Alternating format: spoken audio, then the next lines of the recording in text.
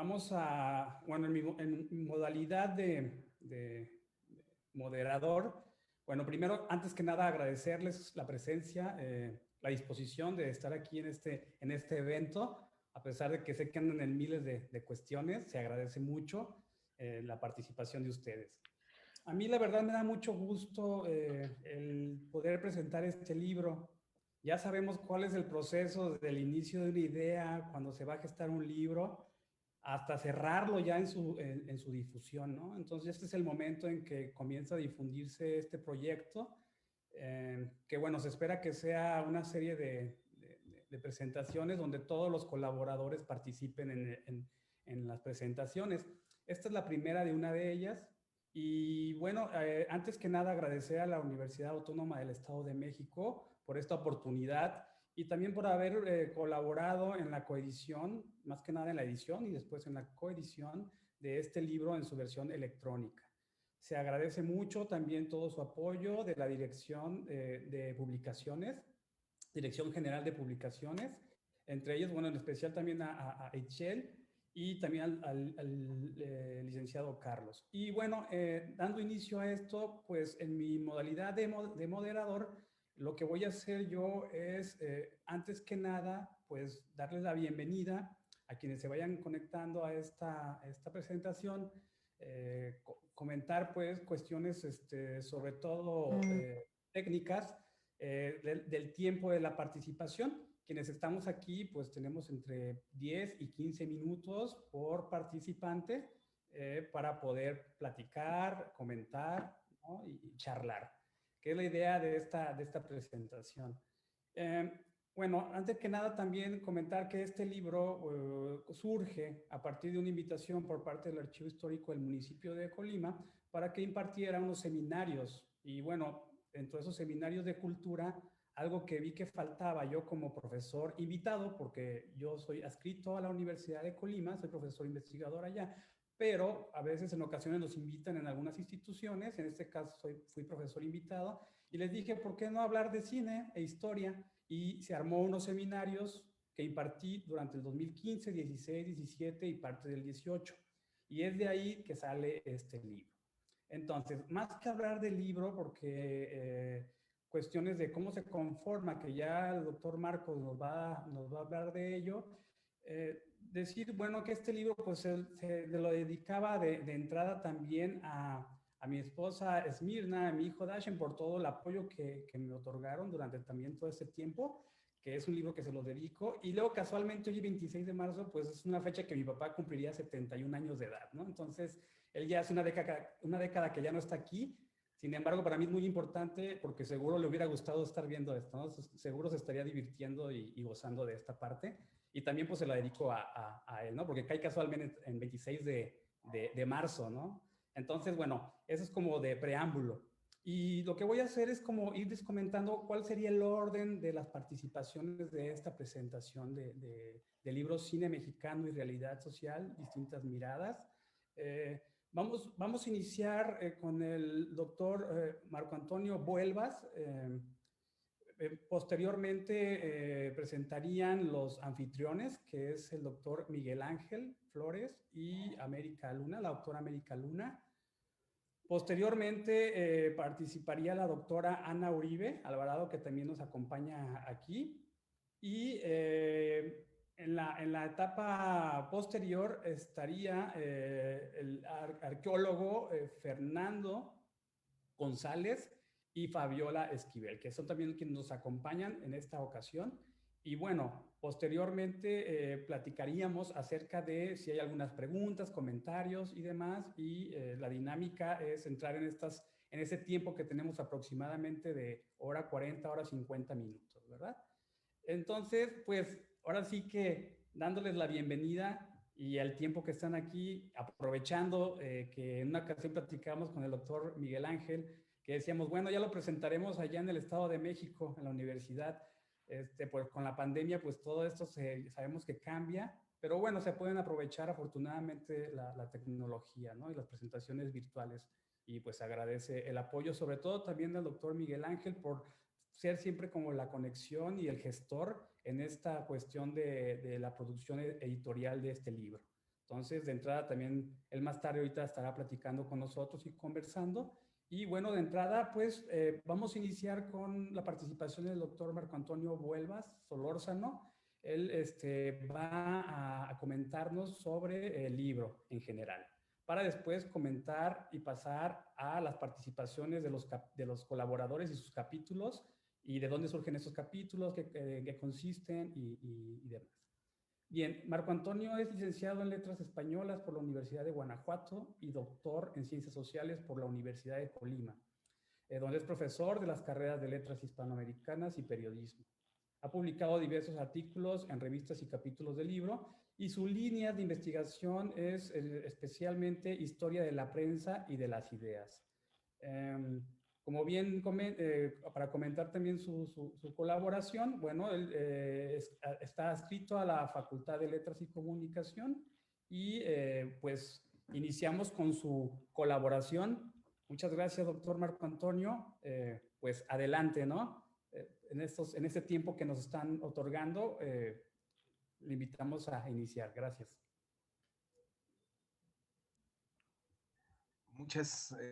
Muchas gracias. Bueno, antes de empezar, debo hacer la pregunta de rigor en estas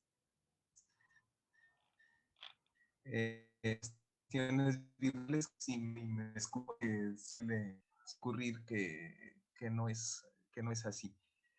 Eh, antes de comenzar, bueno, también agradecer la invitación que Amaury me ha hecho para comentar el libro, que es una invitación de hace mucho tiempo, más o menos de cuando empezó pues cuando empezó con los seminarios en el archivo histórico, que platicamos muchas veces de lo buena idea que eran esos seminarios, y de las necesidades de hablar más de cine como industrias más reconocidas, es decir, desde que la idea o el concepto de industria cultural en los años 40, en el muy famoso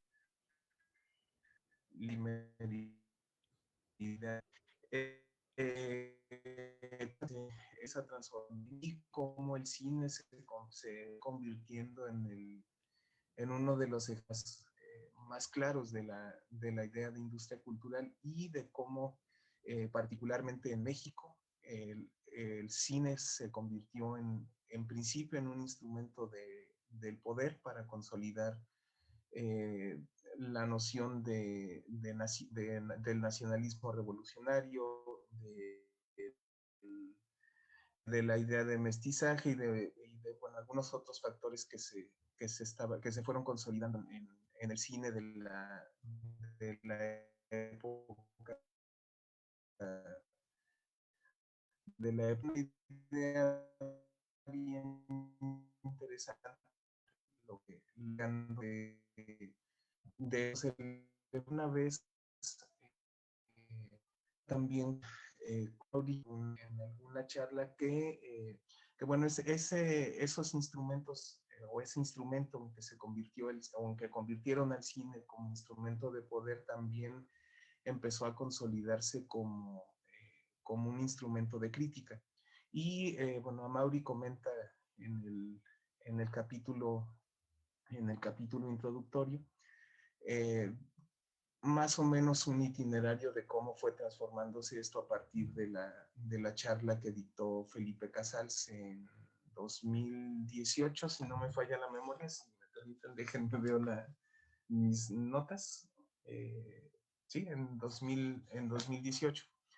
Eh, cómo va transformándose esta idea y cómo va convirtiéndose el cine se va convirtiendo también en un instrumento de crítica social, de empoderamiento social. Hay por ahí un capítulo, el capítulo que escribe Carmen Zamora, que habla precisamente acerca de cómo el cine puede usarse para empoderar socialmente. Y por otra parte, el libro me parece valioso por sí mismo, por esto que estoy comentando, pero me parece también muy valioso porque, como ya comentó, Amaury surge del esfuerzo de un seminario doctoral.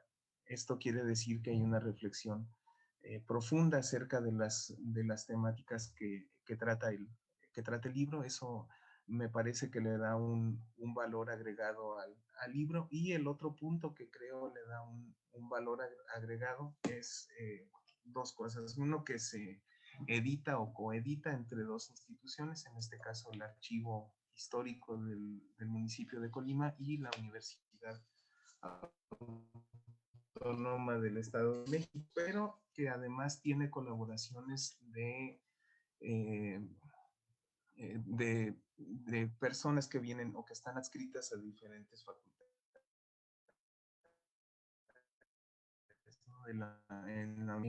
Del Estado de México, la Universidad Autónoma de Ciudad de la Benemérita Autónoma de Puebla, del Instituto Nacional de Antropología e Historia de Colima. Entonces esto le da, como decía, un valor, un valor agregado. Y que además cumple cabalmente con lo que se piensa o se plantea como objetivo, que es reflexionar acerca de la evolución y de las distintas relaciones del cine con los elementos de la realidad mexicana a lo largo del siglo XX. Entonces, bueno, el capítulo, para quienes no han tenido todavía la oportunidad de acercarse al libro, les comento así muy brevemente la estructura. Es un libro que tiene 9 capítulos como tal, escritos por diferentes personas de diferentes Estoy en la reunión adscripciones otra vez. universitarias. ¿Me estoy trabando?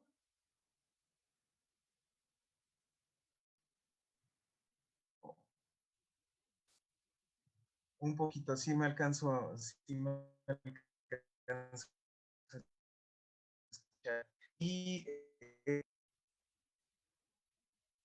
ok, a ver. Bueno, ahí ya me escucho mejor, ¿verdad? Ok, excelente. Bueno, entonces, como comentaba, el libro está eh, dividido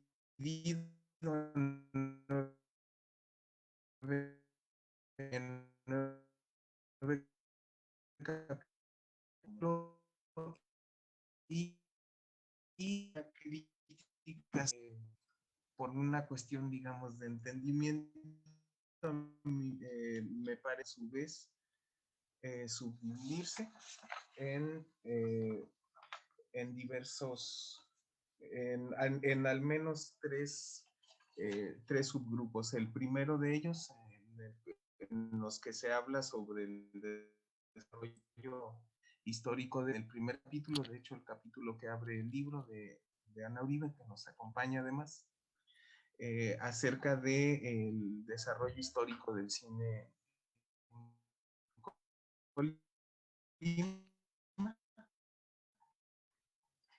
eh, lo,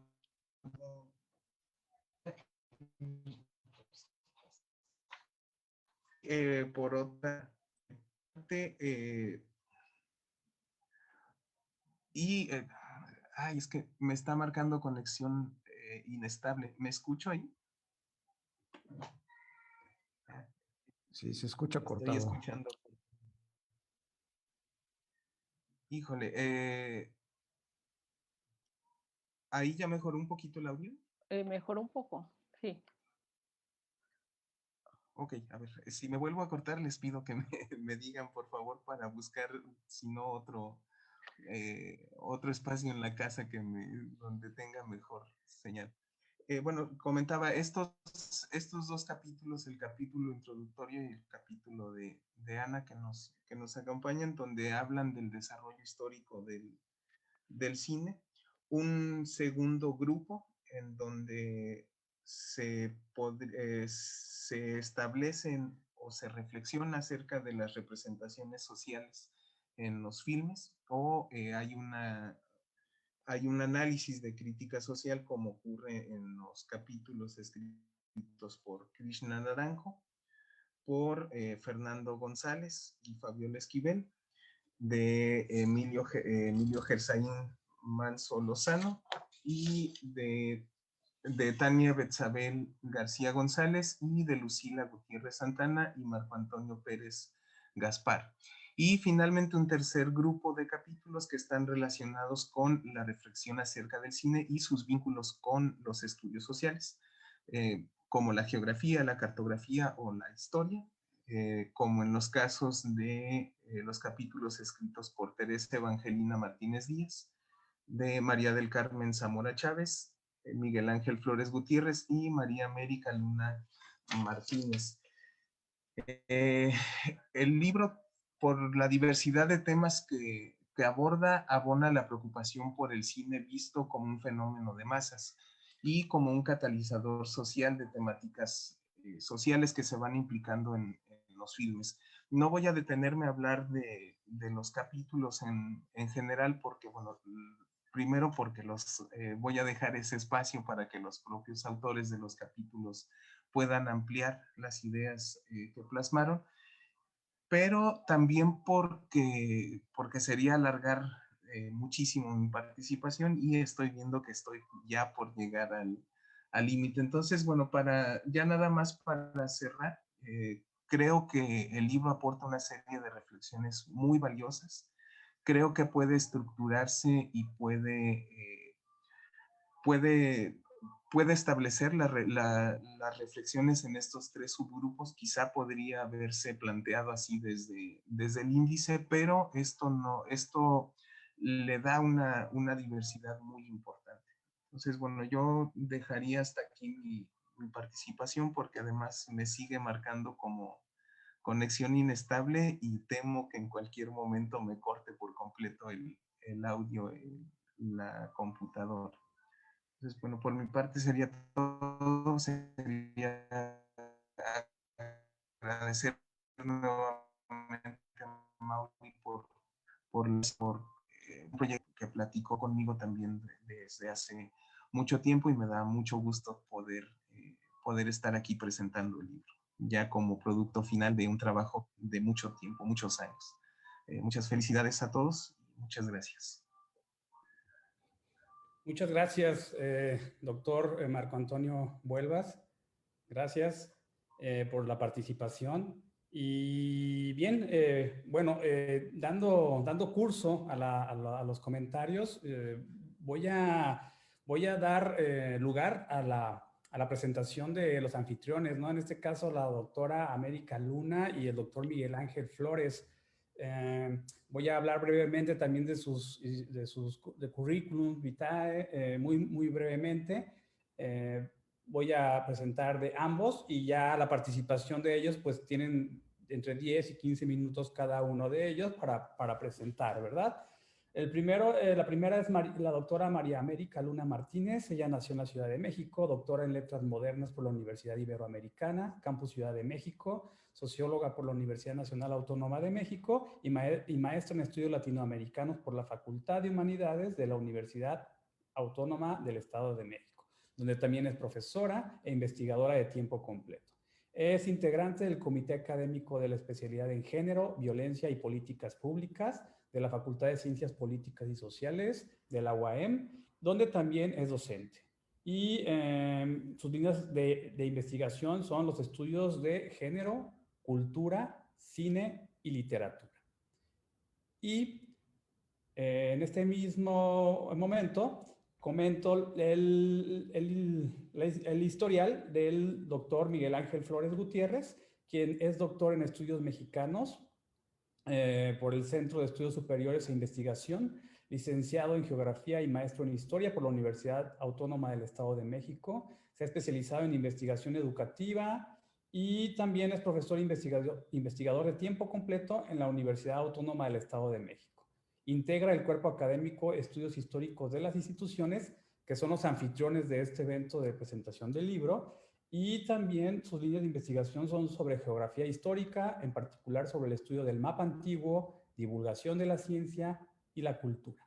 Y bueno, pues démosle el espacio y el tiempo a la doctora María América Luna y al doctor Miguel Ángel Flores.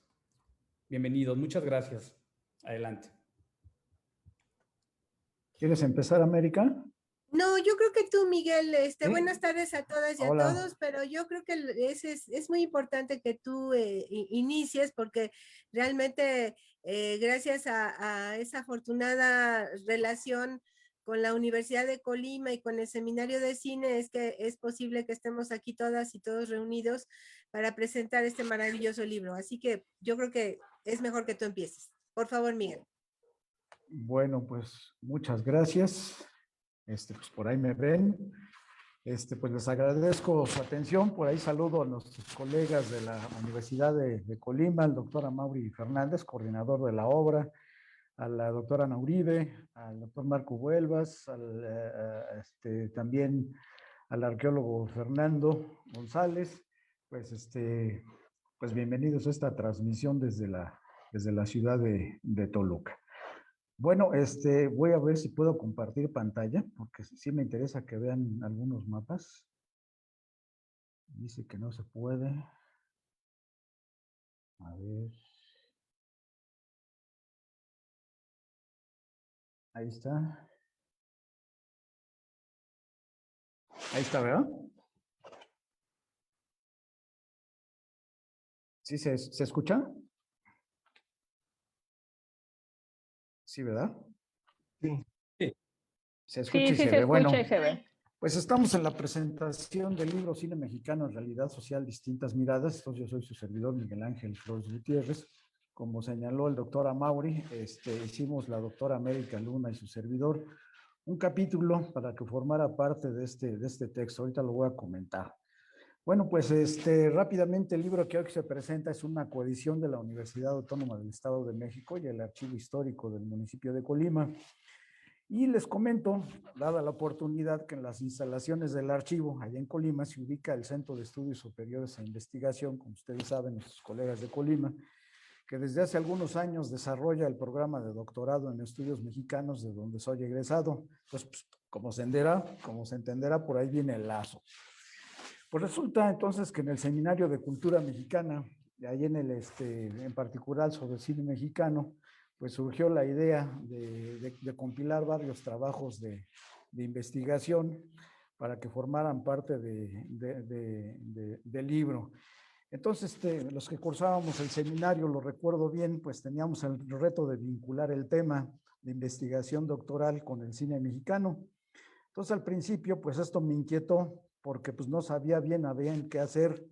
Pues mi tema era de carácter histórico cartográfico y que tal vez poco o nada podría relacionarse con el cine. Mi tema en concreto fue el proceso de construcción del primer mapa del Estado de México, que fue una experiencia científica muy importante que se desplegó en campo entre 1827 y 1830. Ya las actividades en gabinete terminarían a mediados de 1833. Pero obviamente, aún los hermanos Lumière pues no habían patentado el cinematógrafo, lo que ocurrió hasta febrero de 1895 según las fuentes. De manera que el desafío era grande para encontrar la correspondencia. Entonces me puse a indagar y eran pocos los trabajos que abordaban la novedosa relación entre los mapas y la cinematografía.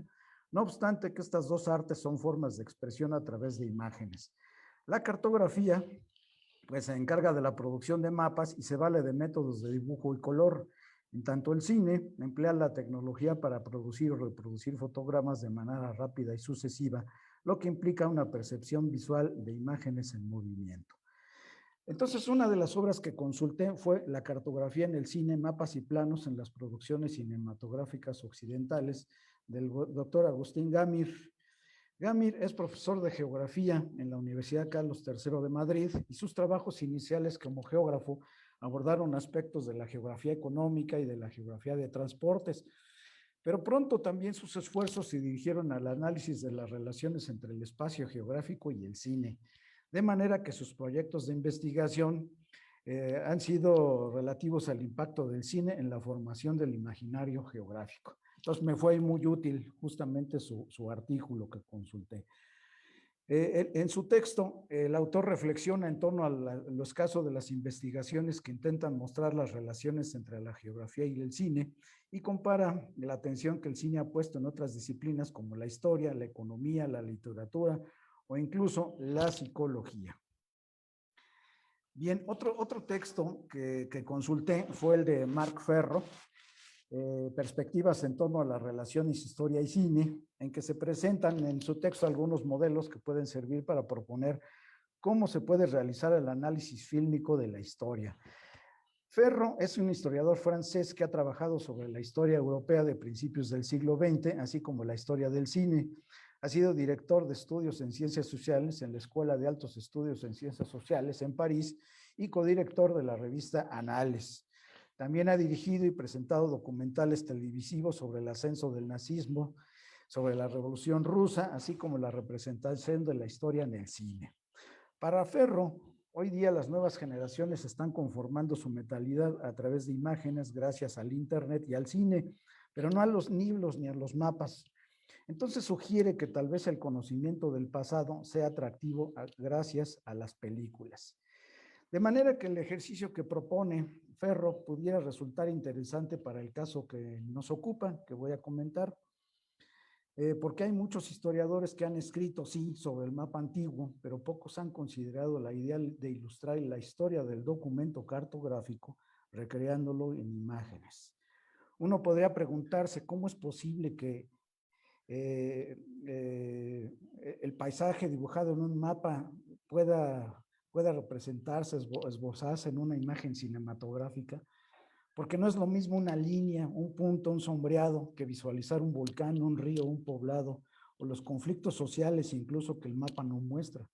Es mucho más significativo que nos preguntamos sobre qué visión de la historia se puede conseguir a través del cine. Con estos referentes me pareció interesante vincular la experiencia científica que les decía de 1827 al 830 para el levantamiento del mapa estatal mexiquense. Este es el territorio del Estado de México cuando se creó y pues fue heredado de la antigua Intendencia de México que se creó en 1786. Entonces ya con la Constitución de 1824, pues resultó que este era el territorio del Estado de México, sin Querétaro, porque Querétaro se separó en 1823, mucho antes de la promulgación de la Constitución. Bueno, entonces este es el territorio mexiquense. Aquí lo puse en negro para que se note bien. Es un mapa de 1848 y tenía costa hacia el Océano Pacífico. Entonces, fueron muy variados, yo creo que los paisajes con los que se encontraron los miembros de la comisión científica que se abocaron a hacer el levantamiento de este mapa. Seguramente muchos paisajes que tal vez nunca se imaginaron. Entonces, esto me pareció pues muy interesante tomarlo en cuenta. Entonces, ya les decía que entonces el Estado de México se erigió como parte de la Federación en 1824 y desde aquel momento surgió la necesidad de contar con su mapa específico con el propósito de ejercer la territorialidad plena sobre él. Tal experiencia científica es imprescindible señalarlo, fue única en su tipo, dado que se trató del primer mapa concluido dentro del conjunto de los estados de la Federación. La mayor parte de los mapas estatales se empezaron a formar por ahí de 1853 en adelante con la creación del Ministerio de Fomento, que fue en 1853. Y también esta experiencia es interesante porque se formó mediante operaciones geodésicas, es decir, triangulaciones, como nunca antes se habían realizado durante el periodo novohispano ni en los primeros años del México independiente. Entonces, con la reseña de los trabajos por parte de los científicos que me iban mostrando punto a punto qué es lo que fueron haciendo, pues yo pude armar la triangulación geodésica, ¿no? Y entonces, pues ahí está la interpretación mía de esta triangulación que después con base en la trigonometría, pues permitirían establecer pues, un montón de cosas, ¿no? Que los especialistas más bien saben de qué se trata. Bueno, Pues en aquella época la entidad estaba constituida en 8 distritos de las prefecturas con sus respectivos ámbitos territoriales, que era Acapulco, Cuernavaca, aquí se los pongo otra vez. Los distritos eran Acapulco, Cuernavaca, Huejutla, México, Tasco, Toluca, Tula y Tulancingo. De manera que el Estado de México limitaba al norte con el Estado de San Luis Potosí, ¿verdad? Y con Veracruz, al este con Puebla y el territorio de Tlaxcala, al oeste con Querétaro y Michoacán, y al sur con el Océano Pacífico. Estamos hablando de una gran extensión, 116,000 kilómetros cuadrados aproximadamente. Entonces, para que nos vayamos imaginando los paisajes que seguramente después fueron retratados o tratados en el cine, pues resulta que el Estado de México, la inmensa territorio que tenía, iba desde la Huasteca, ¿no? Acá, ahora hidalguense, pasaba por el Valle de Mezquital, los llanos de Apan, el Valle de México, los valles de Tulancingo, de Toluca, de Ixtlahuaca, de Cuauhnáhuac, es decir, de Cuernavaca y Cuautla, porciones del sistema volcánico transversal, la Tierra Caliente y la Sierra Madre del Sur, además de las costas Chica y Grande del actual estado de Guerrero. Los trabajos de la comisión científica fueron encabezados por Tomás Ramón del Moral, un sabio formado en el Colegio de Minería, que nació en 1789 y murió en 1847. El decreto del Congreso Estatal con el que iniciaron las actividades tiene fecha 4 de octubre de 1827 y concluyeron, como les dije, en 1830. En ese lapso, los especialistas recorrieron a pie todo el Estado de México. La ruta inició, aquí tenemos el mapita de la ruta inició en la Ciudad de México, capital del país.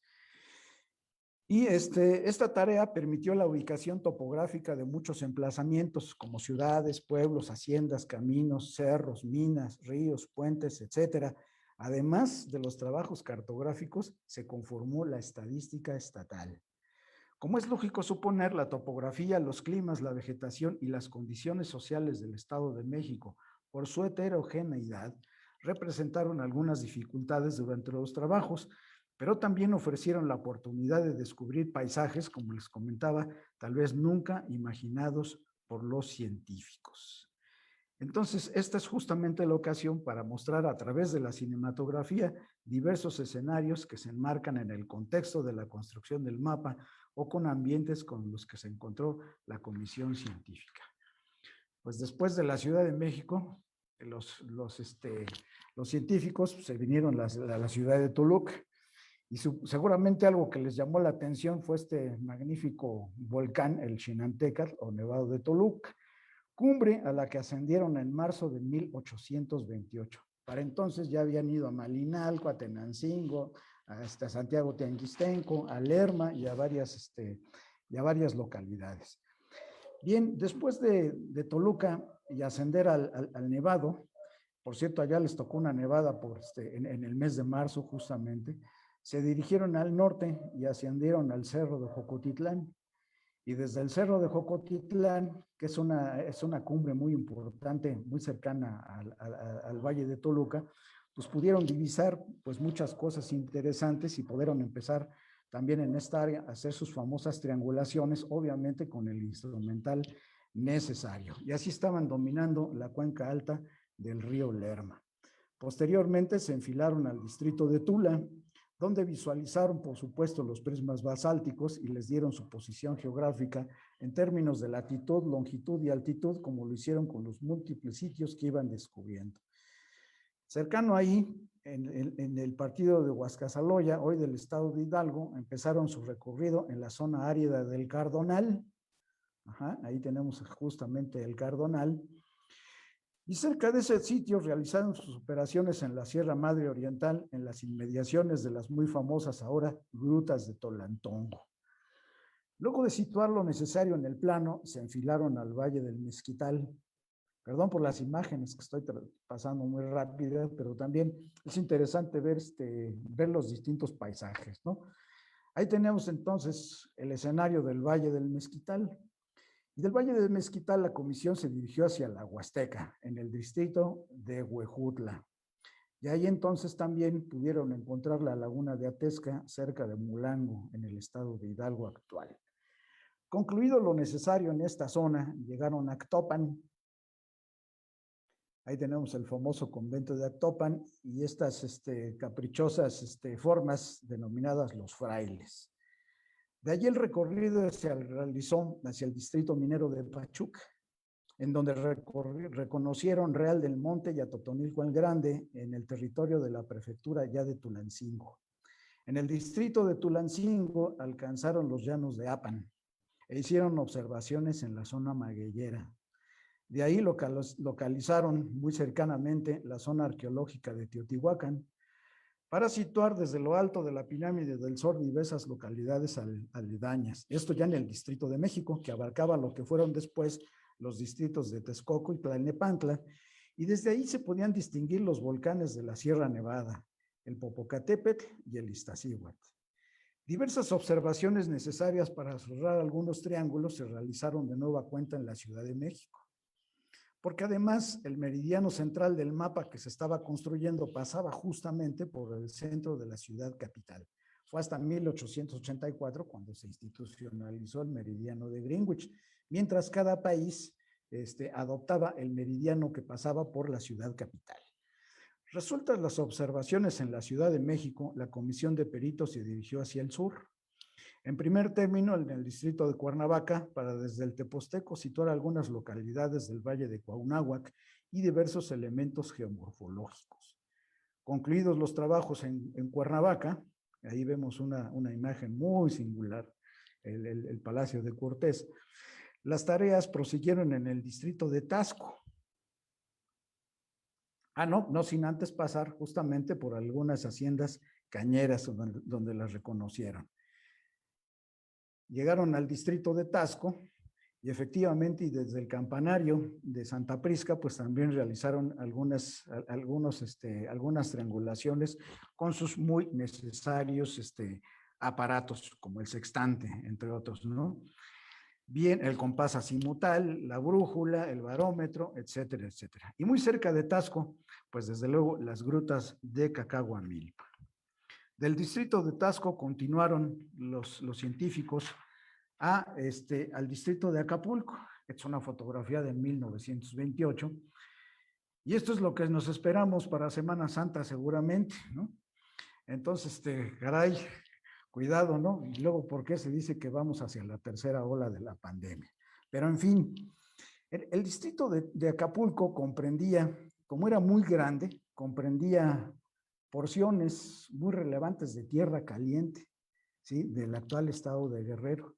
Y desde algunas montañas fueron situando diversos puntos de la zona y también aledaños al río Balsas. Después de salvar algunas vicisitudes sociales propias del área, la comisión llegó a la provincia de La Plata.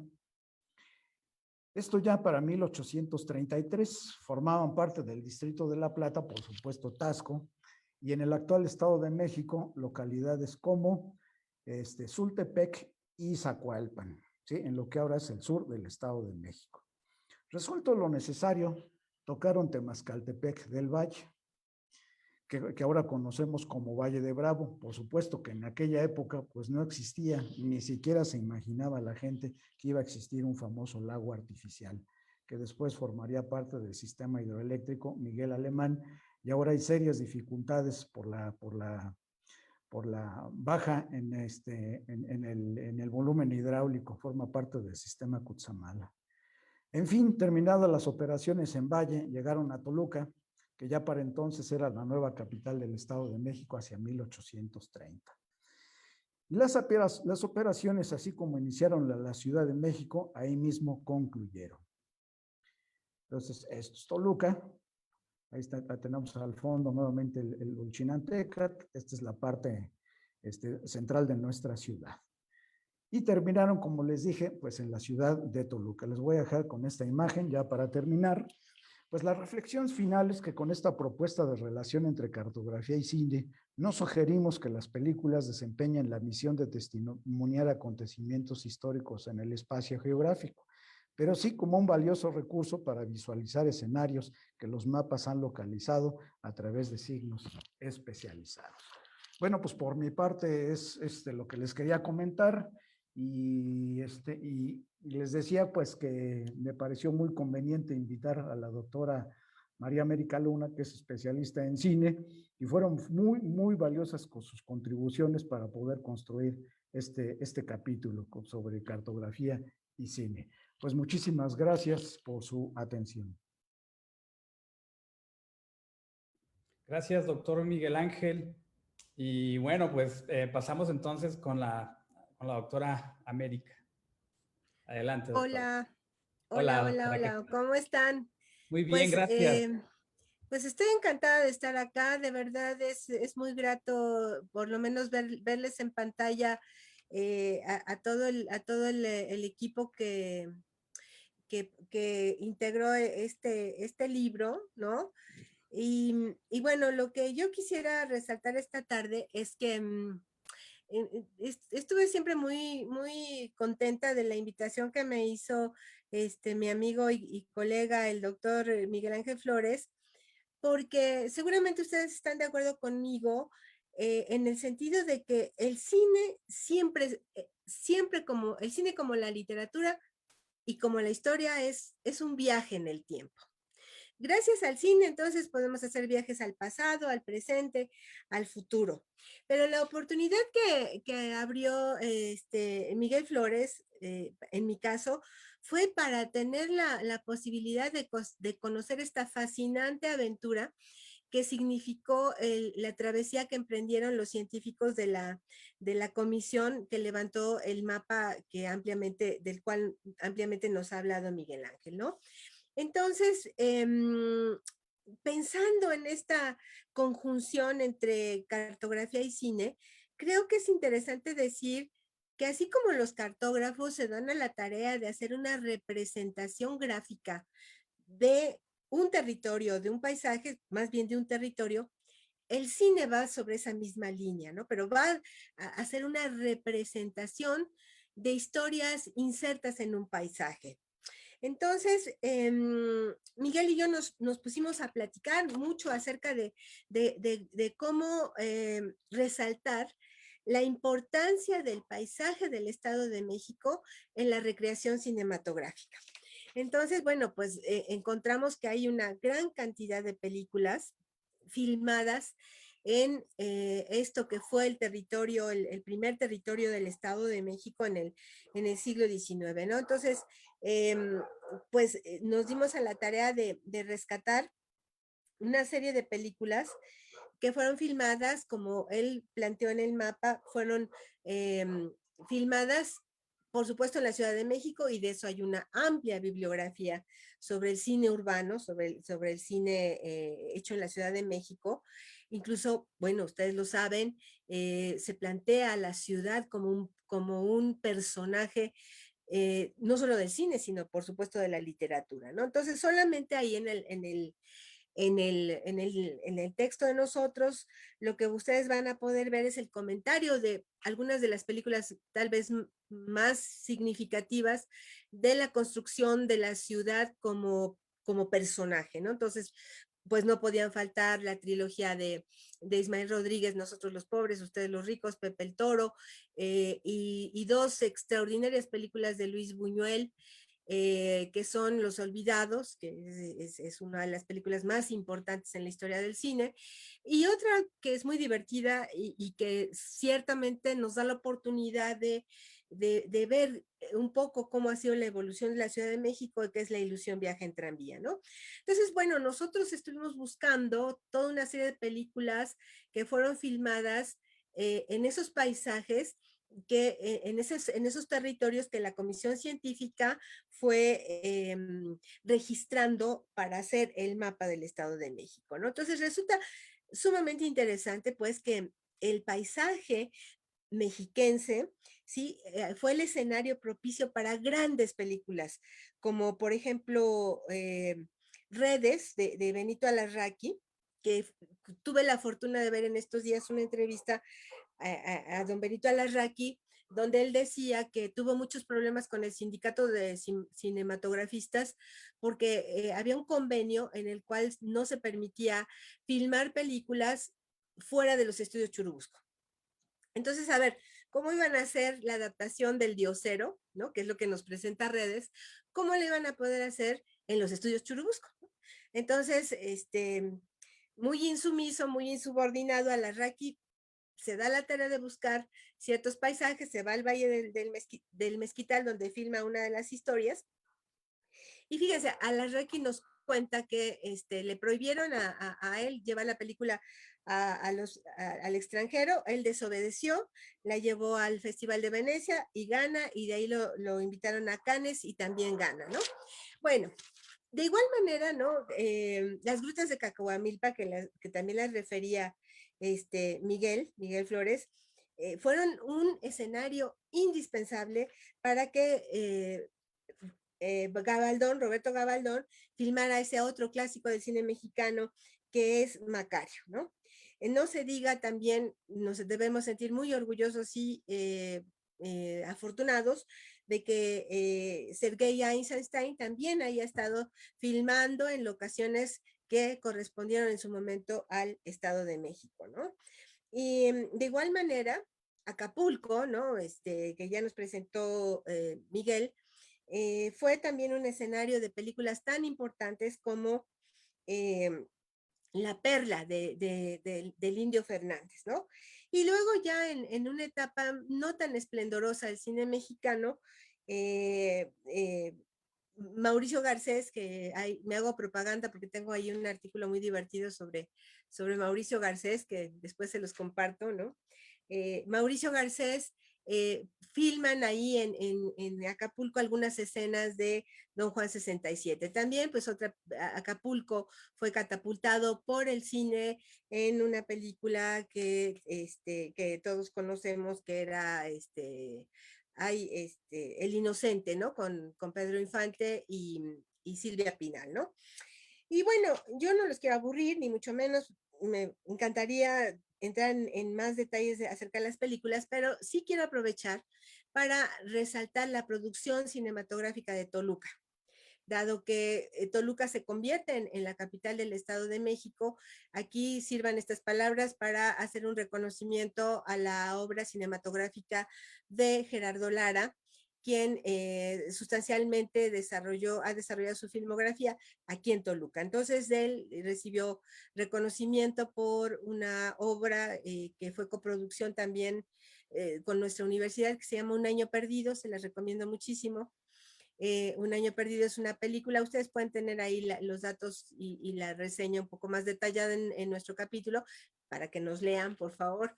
Entonces, Gerardo Lara hace una película entrañable porque habla del despertar sexual y existencial de dos estudiantes de preparatoria que les toca el movimiento estudiantil de la Autónoma del Estado de México en 1976, ¿no? Entonces, bueno, igualmente Gerardo hace algunos retratos muy interesantes del lumpen de Toluca en una película que se llama Diamante, y de un boxeador que también tuvo cierta notoriedad, que Lara recrea en El Sheik del Calvario, ¿no? Entonces, de igual manera, bueno, Cuernavaca ha sido escenario de interesantes películas, como la de Bajo el Volcán, y otras películas menos conocidas. Entonces, si tuviéramos tiempos de normalidad, yo le insistiría a Miguel que nos convirtiéramos en emprendedores de excursiones para hacer recorridos de esta comisión científica y bueno, pero ahora como estamos en época virtual, pues a lo mejor tendríamos que intentar hacer ciclos de cine con estas películas que nuestro capítulo les invita a ver y desde luego a leer. Muchísimas gracias por la oportunidad de estar con ustedes y de participar en este libro maravilloso que seguramente va a ser historia en los estudios cinematográficos. Muchas gracias, buenas tardes. Gracias, América. Muchísimas gracias, doctora América, por su participación y por este recorrido que comienzan a hacer, y también al doctor Miguel Ángel, ¿no? Que fueron como muy visual y enmarcando este panorama del papel que juega o ha jugado también la geografía, ¿no? Los mapas y cómo también el cine llega a conectar con la cinematografía llega a conectar con ciertas disciplinas como la geografía.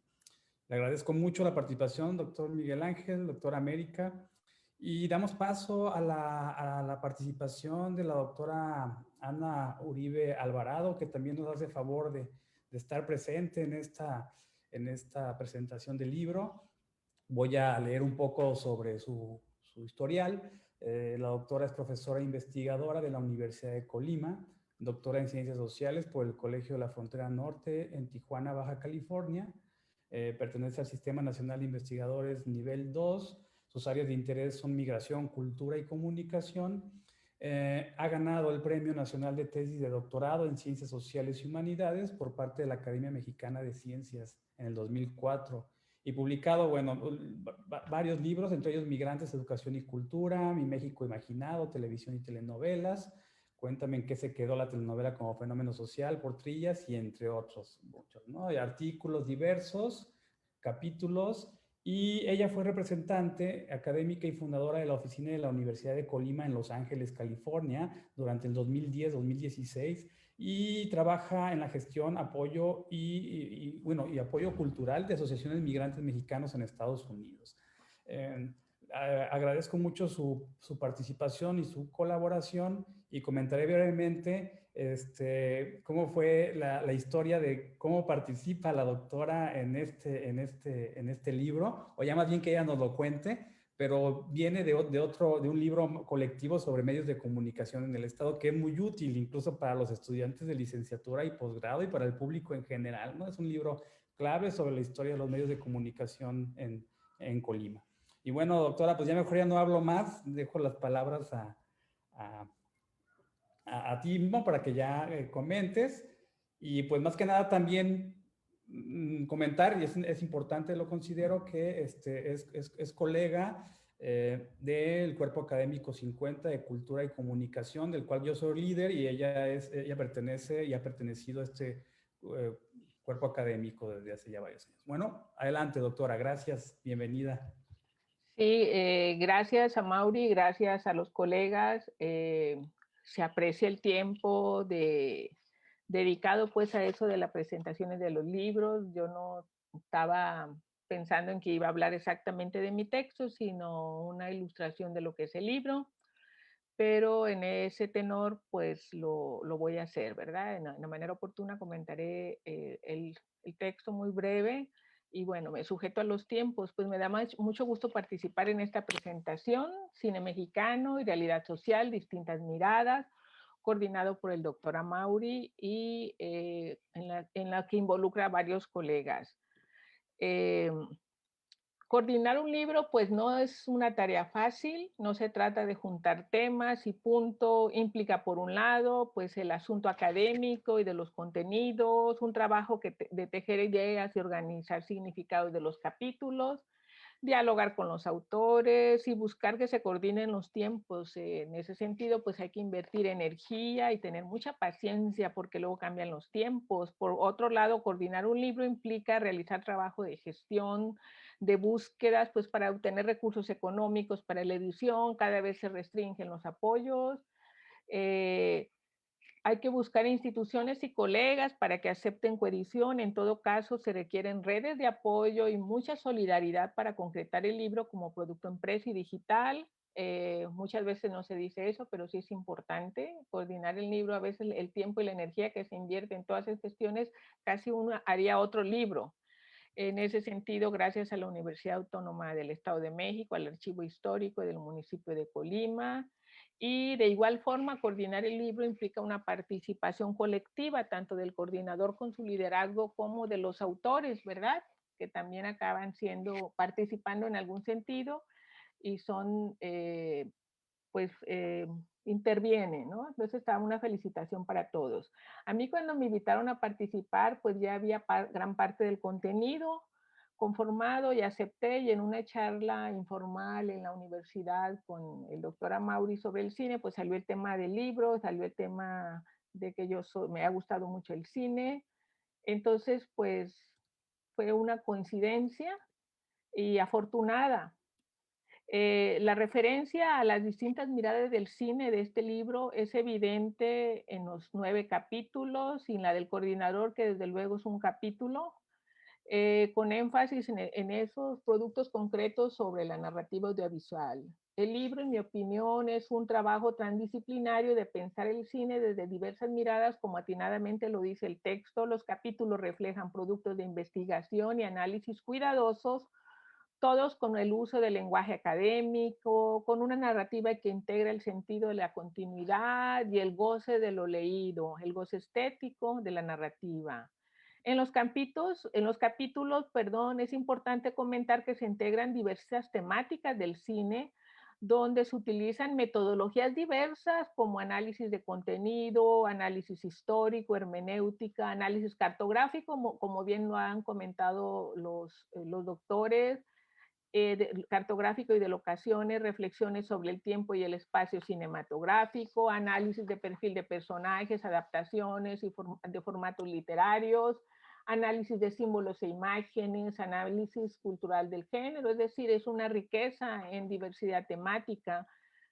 Creo que presentar un libro no es lo mismo que reseñar un libro. Hay que para las presentaciones, en mi opinión, hay que motivar a las personas a que adquieren el libro. No estamos en esas circunstancias por la pandemia, pero en mi opinión, a mí me gustaría invitar, si es que se graba el evento, a que se pueda mirar el libro, más que contarlo o hacerle el spoiler, como dicen los jóvenes de las películas, ¿no?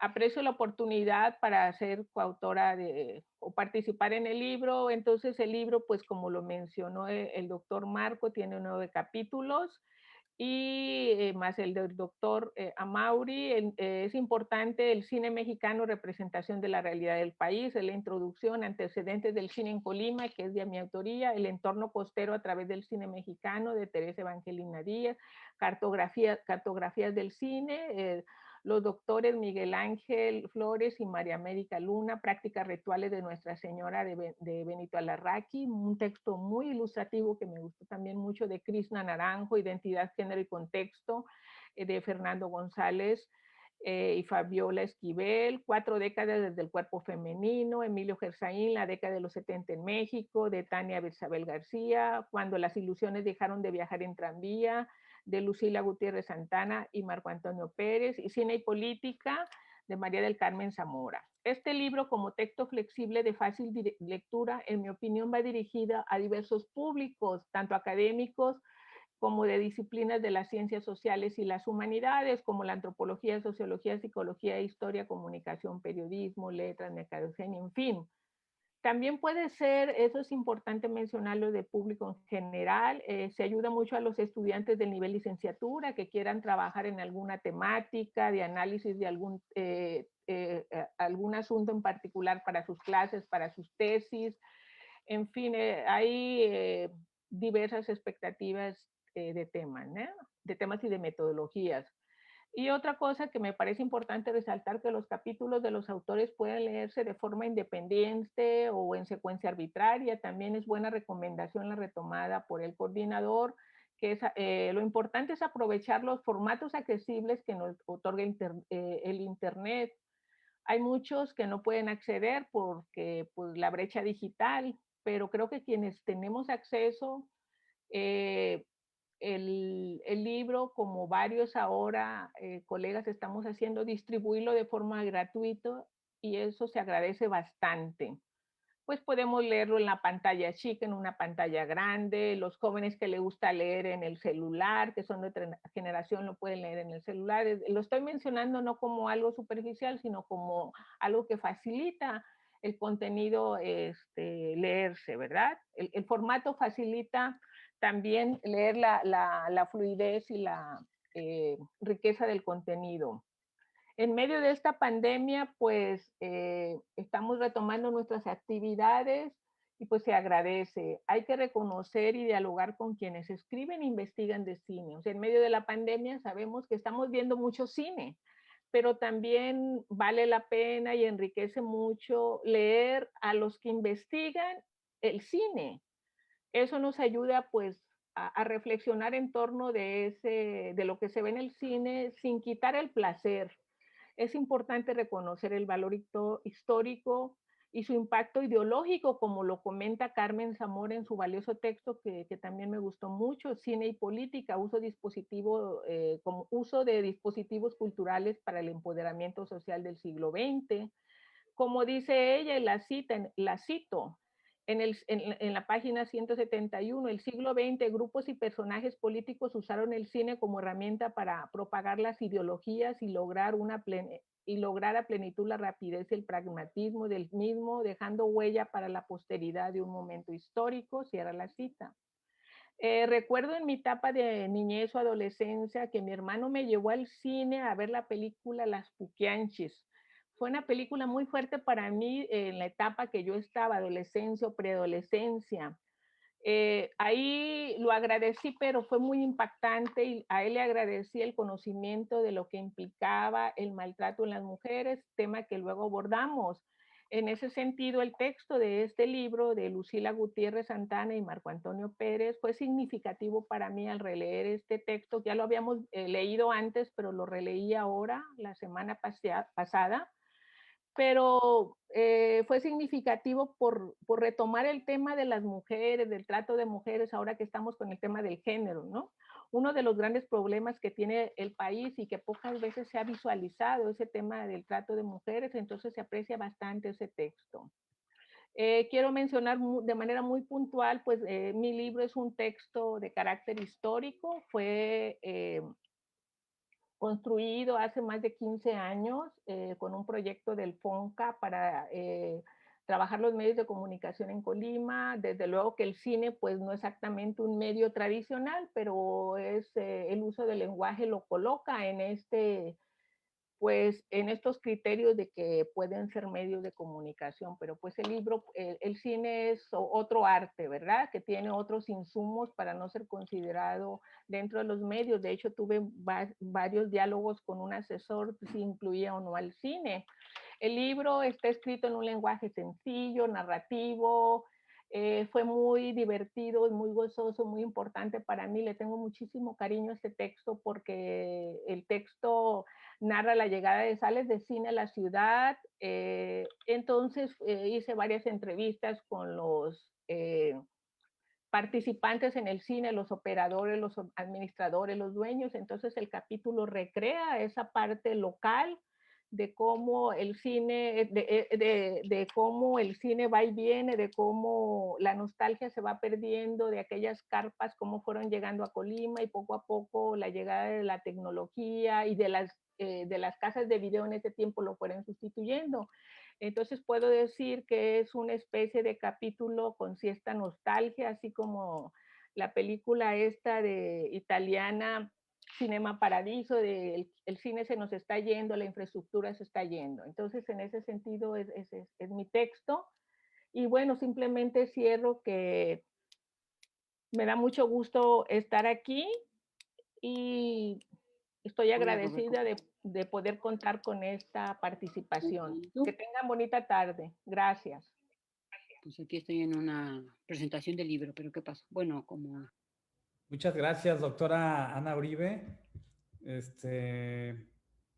Agradezco la participación y el haberse integrado a esta presentación, a pesar de que yo sé que andan también en otros menesteres, pero sí es muy valioso el texto como testimonio de la llegada del cine a una entidad, como a muchas otras ha sucedido en el país, ¿no? Entonces, se rescatan entrevistas, se rescatan imágenes de la publicidad, de la llegada de las películas, de los horarios, ¿no? De las experiencias, de los públicos, cómo fue evolucionando también. Y la verdad que sí es muy ilustrativo y es con el que inicia el libro. Al final de cuentas, para mí era clave que ese capítulo se integrara en este libro, se retomara en este libro, por ser clave para describir el cine, ¿no? En Colima, que de hecho todos los capítulos tratan sobre Colima. uno que tiene que ver sobre las costas, ¿no? Sobre el trabajo de la doctora Teresa, de la maestra Teresa, sobre la costa, y el libro el capítulo del libro sobre la llegada del cine a Colima. Muchas gracias, doctora Ana Uribe, por su participación.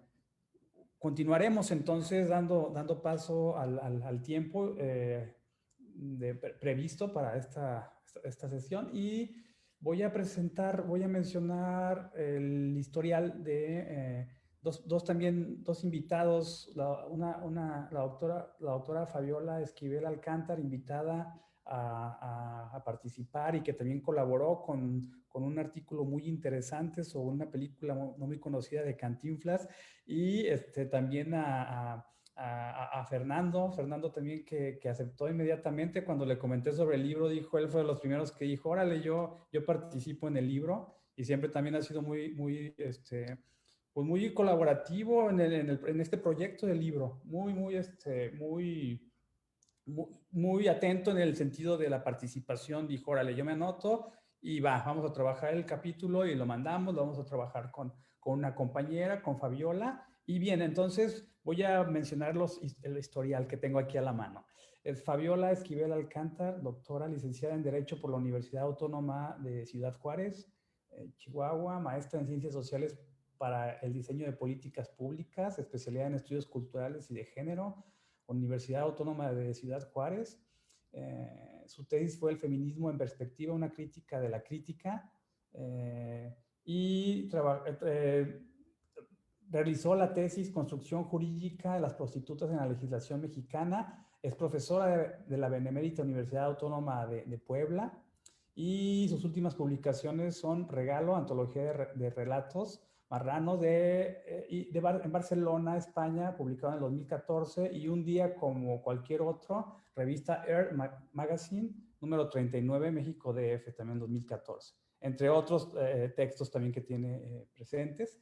Y pues agradezco mucho su participación en esta ocasión, y mencionaré también la breve semblanza de Fernando González. Él es investigador del Instituto Nacional de Antropología e Historia desde hace más de 26 años, arqueólogo por la Escuela Nacional de Antropología e Historia, interesado en el estudio de las culturas marginadas del centro norte y occidente de México. Fue parte de investigación de contextos chupícuaro en San Juan del Río Querétaro, registro de sitios recolectores cazadores en la Sierra de Durango, y rescate de la pintura mural totihuacana en Rosario, Querétaro. Contexto no hispanos. Bueno, tiene muchas colaboraciones en varios proyectos, y sobre todo en proyectos relacionados con los sitios arqueológicos. Por ejemplo, excavación de momias y contextos en la cueva de Sierra Gorda queretana, y más también en el trabajo en occidente de México, particularmente en Colima, y es coautor de la Historia General de Jalisco, época prehispánica. Actualmente trabaja sobre tecnología y cultura de la destilación prehispánica del mezcal en el occidente de México. Y pues bueno, bienvenido, muchísimas gracias por estar aquí. Y bueno, pues ahora sí tienen media hora para platicar entre los dos, platicarnos 15 minutos y 15 minutos, platicarnos su experiencia, lo que quieran comentar aquí, se les agradece. Adelante, gracias, bienvenida, bienvenido. Muchas gracias, Amaury. ¿Se escucha bien? Lo vamos a hacer a dos manos, como coautores los dos del capítulo del libro. Pues agradecimiento a ti y a todo el equipo, a la universidad que pudo publicar este trabajo, y meteré en materia porque mis compañeras ya hicieron todo un contexto de cómo fue la publicación. Ya hablaremos sobre esta película, sobre este trabajo del signo de la muerte. La verdad es que cuando Amaury nos dijiste, vean una película y hagan una reseña, como buenas personas desde la marginalidad, escogimos la película más horrenda, menos conocida, e incluso entre los arqueólogos, yo preguntaba, ¿han visto esa película? Nadie la conoce, incluso la crítica, o muy pocos la conocen, incluso la crítica de la época decía que era una horrenda película, una farsa sin ritmo y un rotundo fracaso taquillero. Se enclaustró y quedó ahí, y nuestra pregunta de investigación empezó por ahí. ¿Qué pasó con esta película? Porque nos había fascinado de la primera vez que la vimos. Entonces hicimos un ejercicio de Fabiola con su trabajo de género y su servidor con la visión más antropológica y arqueológica de hacer un ensayo de lo que había pasado con esta película. y tuvimos muchas sorpresas, hipótesis, para empezar a saber qué le pasó a esa película. Una de 3 hipótesis es que Cantinflas en esa época no era Cantinflas. Lo pone como el protagonista, pero no es el Cantinflas moralista del padrecito, del maestro, es otro Cantinflas. Y en ese mismo día presenta 2 películas él y en los menos de 2 años, 12 películas. Entonces nunca llamó la atención. La otra es que cuando la ve la gente se escandaliza y dicen es surrealista, no entiendo nada y ya les platicaremos por qué. La tercera es que el Estado mexicano intervino, el Estado cardenista de aquella época, hablemos que estamos en 1939, intervino para que fuera bloqueada, medio encapsulada y olvidada en el tiempo hasta nuestra fecha. Nuestra sorpresa fue que había pocos análisis, solamente una relación antropológica un poco basada especialmente en la escenografía de lo que es la película. Muy pocos estudios y no sabemos qué había pasado. En fin, el contexto general para que después Fabiola abunde en las cosas más divertidas es que no pudimos ni clasificar la película en el sentido de que puede ser de una parte de sensacionalista, otra de humor, otra de humor negro rarísimo, también tiene un poco de miedo y suspenso y comedia, todo junto. Sin embargo, viéndola desde el contexto, desde fuera, llama mucho la atención que, por ejemplo, en los memes actuales de ciertos amigos en las redes sociales se burlan de que los anteriores comediantes sí eran comediantes, ¿no? Los de ahora se tienen que vestir de mujeres para hacer risa. Y yo les decía, no, Cantinflas se transvistió. Yo, ¿cómo que se transvistió? Efectivamente, en esta película hay desnudos, hay pechos, y no solamente se transvistió, una de las escenas más interesantes es que está bebiendo, que para esa época era así como salir una película bebiendo, fumando, y vestido de Carlota dentro de la carroza de Maximiliano junto con Mendel dándose besos y enamorándose, hubiera sido el escándalo para esa época, que además es moralista, ¿no? La otra es que junta esto que decía muy bien Amaury, tu hermano, la época de, no de oro, sino de plata, de los primeros luchadores como gángsters, es una lucha libre la escena final entre indígenas, el indigenismo mexicano y los policías que son policías contra gángster, en una escena bastante surrealista porque quieren evitar que 5 doncellas fueran sacrificadas con un cuchillo de obsidiana en un templo, en una escenografía increíble, estilo después Einstein, para después recuperar lo que era el mexicanismo mexicano y expulsar a todos los hombres blancos de la época. Lo curioso es que el arqueólogo que hace esta cosa es un hombre blanco. Entonces, desentrañando un poco el guión, que nada más y nada menos pues es de Salvador Novo, y la música del Silvestre Revueltas nos hace reflexionar sobre la profundidad del discurso más allá de lo que pareciera ser una película. Entonces ya no abundo más, porque nos gustaría que vieran la película y leyeran a ver si les gusta este análisis con esta perspectiva, y Fabiola entrará a lo más sabroso de la película. Bueno, buenas tardes, les agradezco mucho la invitación y no sé si lo más sabroso, ¿no? Porque todos los artículos que se escriben pues tienen como su carnita y como decía Ana Uribe, ¿no? Sino hacer como el spoiler de lo que se trata, pero bueno, vamos a decir que es un avance, ¿no? Yo creo que sí, esa película que si bien es cierto, como dice Fernando, no fue taquillera y que inclusive, pues como bien menciona, la catalogaron como un fracaso. Fue un fracaso de una productora que era Sisa, que en esa productora pues estaba involucrado también Salvador Novo, porque recordemos que Salvador Novo pues no solo era un poeta, un escritor, sino que se metió a la vida pública, ¿no? En el aspecto pues más esencial en ese momento y de divulgación, que era también el cine como un medio de propaganda, ¿no? Así como lo mencionaron algunos de nuestros compañeros al inicio, como Marco Antonio Vuelvas, que lo retomó muy bien. En ese momento yo creo que sí, era un instrumento el cine propagandístico, pero también en ese contexto precisamente por revolucionario, y que había pues toda una fascinación por la novedad, por construir esa identidad de lo que se implicaba o lo que iba a implicar el ser mexicano o mexicana, que se estaba construyendo la idea de una nación. Pues a través del cine se daba por hecho que se iba a construir, pero había todas estas, vamos a decir, estas otras opiniones u otras tendencias que pedían más, ¿no? Y entre ellas, pues estaba Salvador Novo, con un grupo en ese momento muy fuerte, muy vanguardista, que eran los contemporáneos, ¿no? Que ahí estaba Javier Villaurrutia, que estaba Owen, que había no solo escritores, había muralistas, en fin, ¿no? Entonces era una vanguardia, por decirlo de alguna manera, post-revolucionaria, y que escribe este guión, y a mí me gustaría hablarles un poquito de algunas anécdotas para saber por qué esta película tuvo ese fracaso en taquilla y por qué no la recibió la crítica, a pesar de que Cantinflas estaba consolidando como el gran comediante de la nación mexicana, ¿no? Como ese moralista, como lo dice Fernando. Y me gustaría darles algunos pasajes para entender también por qué tanta extravagancia en esta película, ¿no? ¿Quién era Salvador Novo? Entonces, bueno, voy a leer un poquito sobre él en una biografía que hace Carlos Monsiváis sobre él, que se llama Lo marginal en el centro, aparte de la que Novo nos puede decir de él mismo en esta autobiografía que hace él, que se llama Estatua de Sal. Y bueno, nos dice que Novo va a los extremos y, a contrario sensu, obtiene el espacio de seguridad indispensable en la época en que los prejuicios morales son el único juicio concebible. Lo que su comportamiento le niega, su destreza lo consigue. Y por eso Novo desprende de su orientación sexual prácticas estéticas. Recordemos que él, pues, era homosexual, era un provocador por sí mismo, ¿no?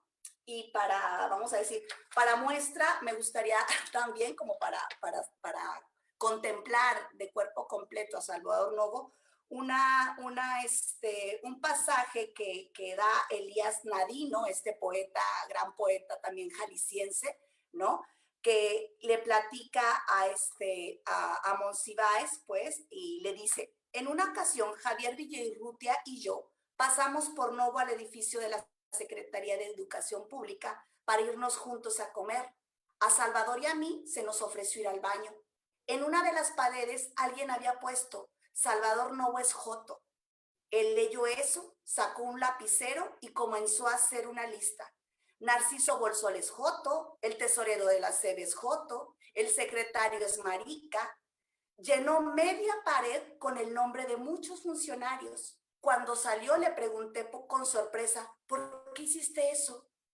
Ay, porque así borran más pronto, ¿no? Entonces, ese Salvador Novo, pues, es el guionista de esta película, donde se refleja, pues, vamos a decir, esa oposición o esa afrenta que quiere hacer frente a un Estado que se está consolidando, pues, como lo sabemos, como el gran paternalista, el Tata Cárdenas, ¿no? Con toda esta educación moral que se le quiere dar a la nación, y que Salvador Novo, con este ímpetu que tenía, pues era con el mismo ímpetu con el que hacía guiones, y en esta película nos muestra esto, ¿no?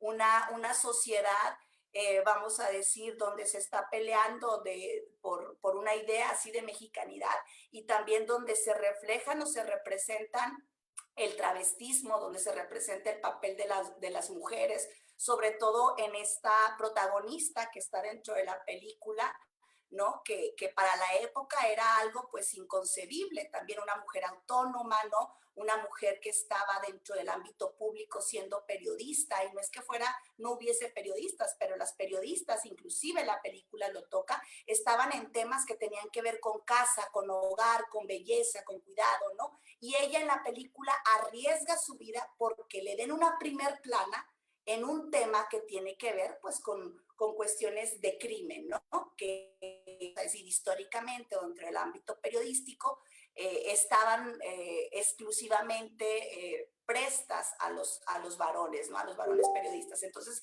sí es una película que se ve y se siente a Salvador Novo. Inclusive investigando, se dice que por esta película se va a la quiebra CISA, esta productora donde participa Salvador Novo, ¿no? Entonces, bueno, yo les recomiendo ver la película, releerla desde otras perspectivas, porque uno se queda con lo que puede ser el género desde el ámbito de la representación de las mujeres, ¿no? o de orientaciones alternas a la heterosexual, ¿no? Y pues bueno, hay una infinidad de lecturas, inclusive desde el punto de vista literario o de la propia creación de los guiones, ¿no? Eso sería todo por mi parte, ¿no? Gracias.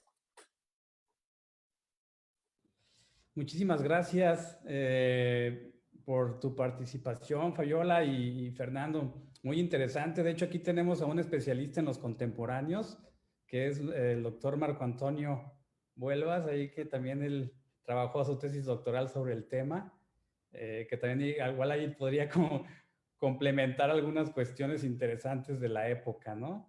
Entonces, no sé si hay algún comentario. Vamos a cerrar ahorita ya la participación. Les agradezco mucho los tiempos y todo. La verdad que me da gusto que todavía nos queden algunos minutos. Y bueno, pues estamos en muy buen tiempo como para hacer comentarios en general, ¿no? Entonces, yo como moderador ahora sí que dejo la mesa puesta y cada quien quien guste platicar algo, comentar algo, adelante, es el momento para después pasar algunas preguntas. Ya no digamos muchas, pero sí podemos, si hay alguna pregunta de quienes están viendo esta presentación, bueno, pues que nos haga favor de mostrarlas, que nos está ayudando ahorita en la cuestión técnica, ¿verdad? Agradezco entonces y pues adelante. Quien guste participar, adelante. De los comentaristas o las comentaristas.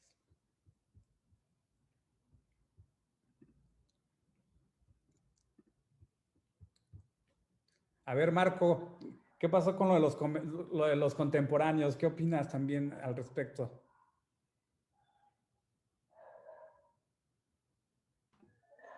No, bueno, creo que Fabiola ha retomado muy bien, ha retratado muy bien el carácter de Novo. Bueno, de hecho ahí mismo en la estatua de sal retoman otra anécdota que es cuando van en un camión, ¿no?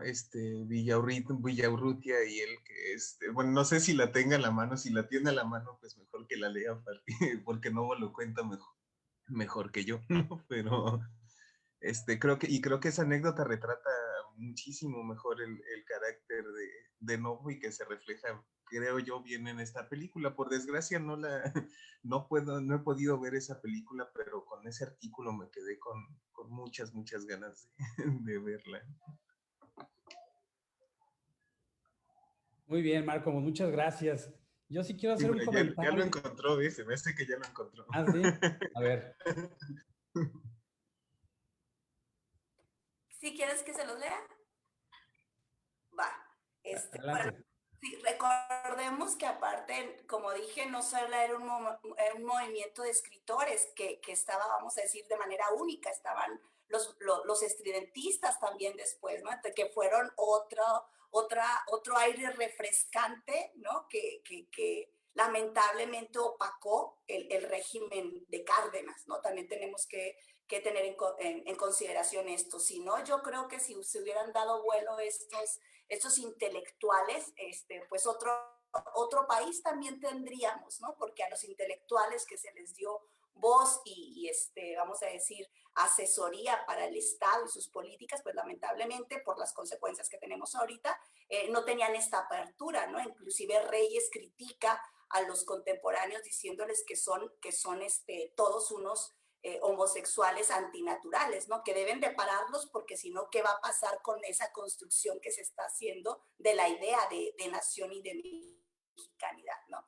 Y bueno, retomo esta, dice, una tarde quedamos de vernos en el estudio de Montenegro y ahí decidimos ir a ver una obra en la que salía Chela Padilla. En un camión nos subimos Pepe y Celestino Gorostiza, Jorge Cuestas, Gilberto Owen, Agustín Lozano, Roberto Rivera, Javier, Salvador y ya no me acuerdo de quién más. Casi ocupábamos medio camión. Cuando llegamos a la esquina en que nos teníamos que bajar, Salvador se levantó, echándose una retocada así muy rara, jaló el timbre y gritó, hasta aquí, jotos. Nadie se movió y entonces volteó y volvió a gritar, hasta aquí. Y nos señaló con el dedo, tú, tú y tú. Nos bajamos rápido como una manada y ya abajo no tuvimos más remedio que reírnos.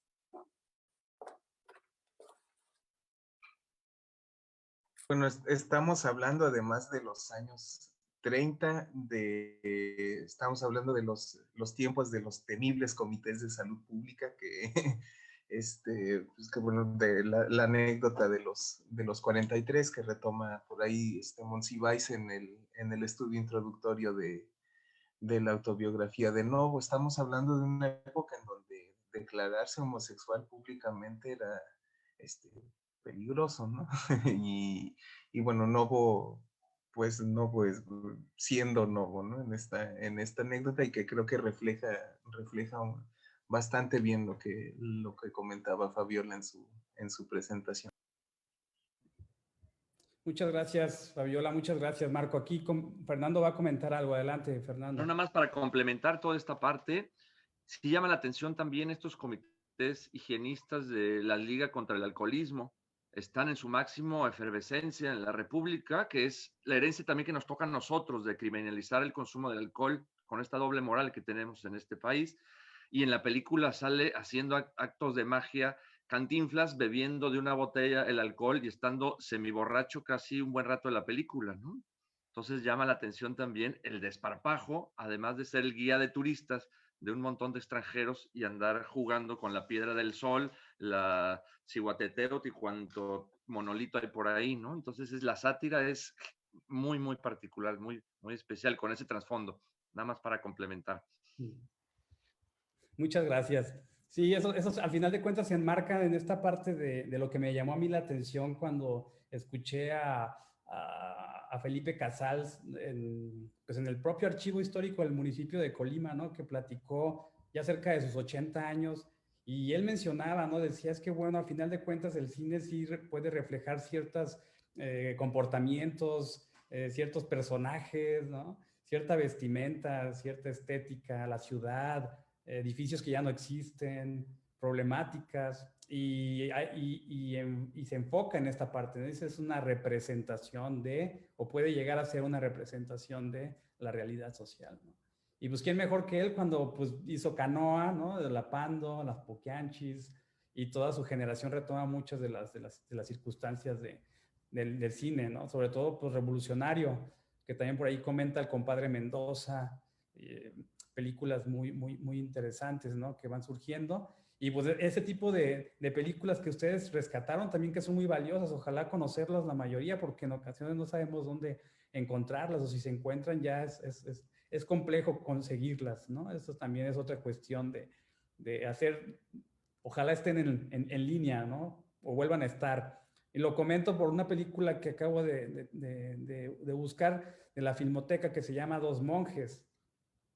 Están haciendo un trabajo bien interesante en la Filmoteca de rescatar películas un poco desconocidas, ricas culturalmente, y que en ocasiones pues no hay de otra que buscarlas, pero ya la Filmoteca está dando la tarea también de rescatar películas no muy conocidas, incluso algunas del cine mudo, y ojalá se siga haciendo público pues todo este material tan interesante. Y pues habrá que ver también la película de Cantinflas.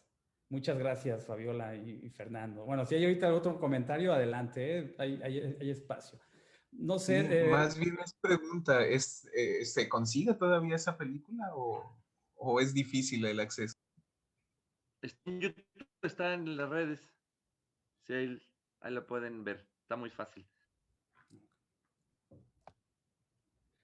Muchas gracias. Una pregunta técnica a Mauri. ¿El libro está de acceso libre en dónde? ¿O nada más nos lo enviaste a nosotros? Yo supongo que sí, ¿no? Sí, es importante comentar que el libro está en la página oficial, en la plataforma de la Universidad Autónoma del Estado de México. Está gratuito ya ahí en la plataforma, y gracias a la Universidad Autónoma del Estado de México que hicieron la versión digital, pues se puede descargar fácilmente, ¿no? Entonces ahí está la versión. Se espera que haya una versión impresa por el Archivo Histórico del municipio de Colima, pero estamos estamos en fase en ese proceso. Pero ahorita está para consulta pública y descarga gratuita el libro. Entonces, sí, ahí está. Muchas gracias por la pregunta, Ana. Y también comentar esto, es algo bien importante que comentaba el doctor Miguel Ángel Flores respecto a la historia también, los historiadores que rescatan el cine, y hablando sobre Marc Ferro. Es importante decirlo, ¿eh? Hay una fe de ratas en la plataforma, en la presentación, pero en el libro está correcto. Marc Ferro es francés, no es inglés, ¿sí? Y ese tipo de fe de ratas hay que también hacerlas notorias, ¿verdad? Doctor Miguel Ángel Flores, ¿algún comentario? Doctora América, ¿algún comentario? Adelante. Pues, preguntan en el chat algo, perdón por interrumpir. A ver, ¿qué dicen? Dicen, escucho cortado. Dice, buenas tardes, felicidades a todos. ¿Cómo podemos adquirir el libro? Sí, lo que estaba preguntando la doctora Ana Uribe, pues es gratuito. ¿Podrían recordar el nombre de la película de Cantinflas? A ver, Fabiola, Fernando.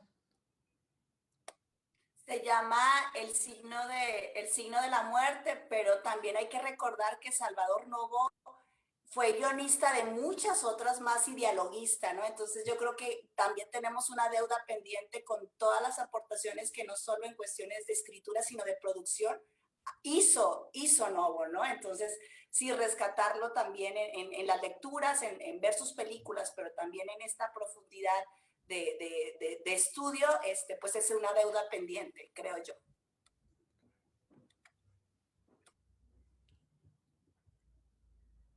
Muchas gracias. Yo creo Adelante. que fue un gran acierto que el que haya salido este libro y que pudiésemos compaginar pues la gente de Colima y la de acá del Estado de México. Yo creo que es un libro muy, muy rico en experiencias y va a ser también muy rico en experiencias lectoras. Y yo creo que puede contribuir muchísimo también a que la gente que lo consulte, que lo revise y que vea las películas, pues que también interiorice en su ser lo que denominamos como capital cultural. Yo creo que va a ser una grata experiencia leer cada uno de los capítulos que forman parte de esta, me parece muy importante obra. Entonces, pues yo felicito a todos los que participaron y también especialmente al doctor Amaury, que tuvo la iniciativa de conjuntar todas estas experiencias. Gracias, doctor Miguel Ángel, por sus comentarios y por su apoyo y también por la gestión, todo el trabajo realizado. Se le agradece. Doctora América, ¿algún comentario? No, pues nada, yo siento que es muy afortunada hacer la presentación de un libro con cada uno de los y de las coautoras, porque realmente me parece encantador ver la confluencia de miradas, ¿no? Y bueno, cuando se hace un trabajo como el nuestro, donde están personas de diferentes instituciones y lugares, ya el estar aunque sea en un espacio virtual, pues es esto, ¿no? Me parece sumamente grato y también saber la experiencia y los intereses de los demás compañeros, ¿no? Yo sí coincido muchísimo con esta cuestión de que dice la colega Fabiola. Se me hace muy importante esto, que se pudiera rescatar la presencia no solamente de Novo, ¿no? Sino de Villaurrutia y bueno, a lo mejor podríamos desde aquí ya ir pensando en otro libro donde trabajáramos esta relación entre los autores y el cine, ¿no? Porque, bueno, luego viene toda esta generación del boom, donde está Fuentes, donde está, bueno, García Márquez, que también está muy emparentado y que bueno, trabajó acá con Hermosillo, en fin, ¿no? Creo que pues pueden surgir como muchos proyectos y creo que es muy, muy importante pues para ubicarnos y hacer como un rescate y a la vez un homenaje de todos estos grandes autores mexicanos, que sin su presencia el cine mexicano no sería lo que es, ¿no? Eso es lo que yo diría, y de verdad mucho gusto en haberlos conocido, aunque sea de manera virtual. Y ojalá la tercera ola, que ya se cierne sobre nosotros, la tercera ola de COVID, pues nos permita en algún momento también tener un festejo con los mosquitos de Toluca, la garañona de Metepec y otras delicias culinarias que también son propias del Valle de Toluca, como el celebérrimo chorizo almendrado, ¿no? Entonces, yo pues con eso me despediría y de verdad me da muchísimo gusto haber estado en este espacio. Gracias. Muchísimas gracias, doctora América, también por toda por su participación y sus comentarios. Ahora sí, doctora Ana Uribe, ¿algún comentario también respecto al libro, respecto a este producto, a esta historia de los medios, que por ahí tengo entendido, según me comentabas, que piensas hacer como una segunda parte, ¿no? Como la continuación, como la saga de ese libro, ¿no? Que fue realizado en 1994, si no me equivoco, por parte de Educal. En aquel entonces, bueno, CONACYT de Educal. Sí, no, muchas gracias y me sumo a todos los comentarios que han hecho los colegas de conocernos, aunque sea en pantalla, y siempre se aprende algo nuevo. Entonces, pues nada más, muchas gracias a Mauri, y con todo gusto me sumaré a cualquier iniciativa que tenga que ver con el cine. Desde luego que sí tengo esa deuda conmigo, con el equipo, con el cuerpo académico, de trabajar esa segunda parte. Por muchas circunstancias largas no he podido avanzar en ese proyecto. Ya tengo escrito una parte, pero la pandemia piensa uno que avanza, pero a veces no, se congela uno, a veces avanzas, a veces no. Pero no, gracias, simplemente estoy aquí, coincido con sus comentarios y me agradó muchísimo leer el libro, de verdad, lo había leído de verdad cuando nos enseñaste los borradores, pero sí, tiene un nivel muy ilustrativo, académico, válido, lo que ya comenté.